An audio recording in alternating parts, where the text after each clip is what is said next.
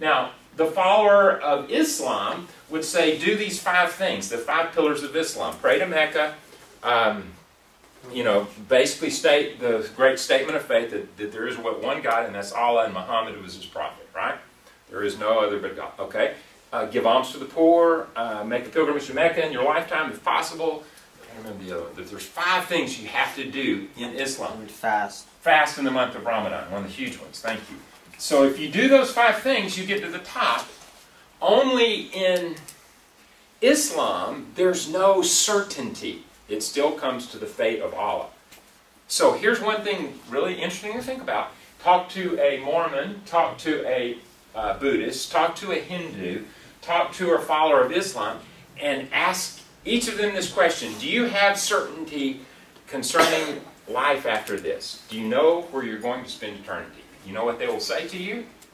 They will give a long explanation, but the short answer will be, no, I hope that I will reach enlightenment, okay? I hope if I'm a Hindu, I'll reach nirvana, okay? And that I'll be reincarnated and that I'm moving my way up to God. Here's something I want you to see. Not only is the concept of God different in each of them, but the way that we have a relationship with God, or that we please God, is radically different. So not only is the top of the mountain different, okay? Don't miss this. Not only is the concept of God different. Mormonism, you become God. Hinduism, you reach a state of nirvana and you cease to exist. You become absorbed into this all-powerful force, okay? They talk about a drop of water returning to the sea. That's Hinduism, that's Hindu theology. No eternal soul, okay? In the sense of it being unique to the person. Buddhism, you reach the top and you no longer exist. There is no God. You're just checked out, okay?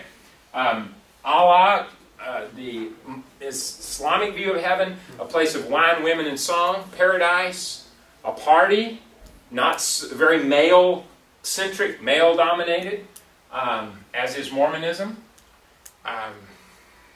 But again, in order to reach that paradise, you abstain from the very things that you look forward to in heaven, which I think is illogical and kind of ironic.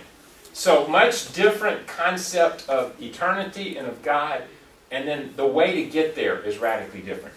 Here's what I want you to see. Okay, when it comes to how do we get right with God, or how do we have a relationship with God, in each of these religions, although they're different, and I'm just kind of hitting just the top of it, but in each of these religions, if you ask the Mormon, what do you have to do? They will then give you an answer. Well, you have to be a good Mormon, you have to tithe, you have to that, you have to do this. And in essence, they answer the question, D.O. It's always something, a list of things that we have to do. Okay, if you work on these things, if you do these things. Okay, the followers of Islam, they say if you do these 5 things, right, and hope for the best, right, that Allah will be merciful. If you do these 5 things, you will get there.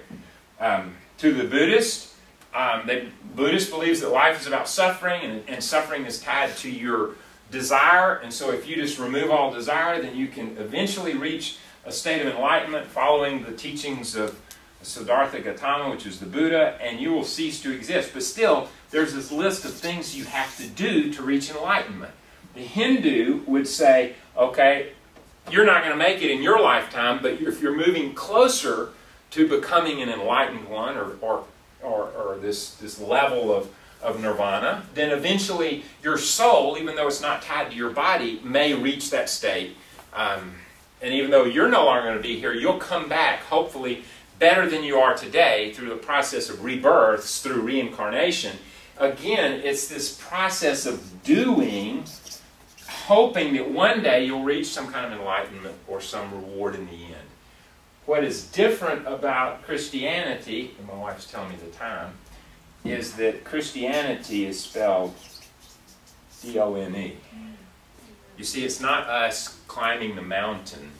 Instead, Christianity is based on what God did in coming to bridge the gap between us and Him,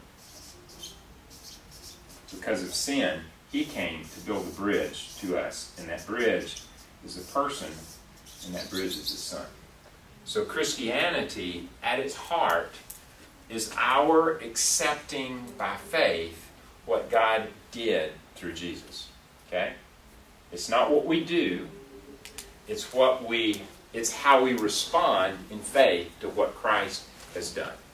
Because you see, Christianity says this, as we look at the mountain, that God is holy, and there ain't no way you're going to climb the mountain to a holy God. You all have sinned and are separated. And our righteousness is as filthy. There's no amount of good that we can do that can make up for our true nature as sinners and as imperfect people. And that's why Jesus came. So Jesus gives us a piggyback ride up the mountain. Jesus gives us the ultimate piggyback. That's right. That's right. All right. So I hope that was helpful. These kind of illustrations, I think for me, kind of help put it in a framework. And so next week, I will send everybody an assignment so that we can kind of wrap up, at least the next couple of times. We'll wrap up all of the assignments and have them posted. But next time, I do want to go ahead and start the practice round. So what I'm going to do next time is I'm going to pick some of the topics that we've already covered, and I'm going to put them in a hat, and then I'm going to pick kind of at random some folks to, as you first come into class, I'm going to give you kind of an assignment, and then we'll take a break, and you can prepare and at least start the practice of doing that. Okay? So don't feel like you have to know everything. It will be really low pressure, but I want to go ahead and kind of get the ball rolling on that. So all right? Bring your cards. So bring your cards next week. All right? Very good. All right. Thank you very much. And Daddy? Yes?